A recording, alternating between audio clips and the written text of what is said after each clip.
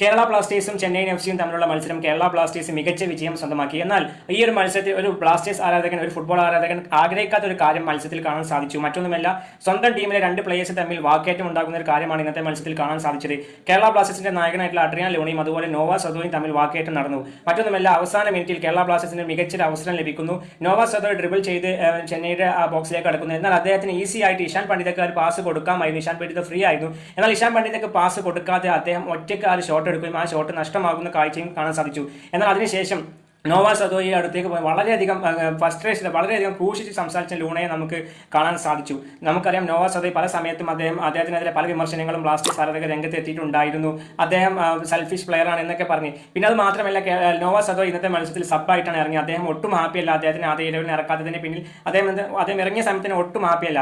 ഏതായാലും Nova സദോയ്ക്കെതിരെ Luna ചെയ്ത കാര്യത്തിലോട് നിങ്ങൾ യോജിക്കുന്നുണ്ടോ? നിങ്ങളുടെ അഭിപ്രായം എന്തായാലും ഈ വീഡിയോക്ക് താഴെ കമന്റായി രേഖപ്പെടുത്തൂ.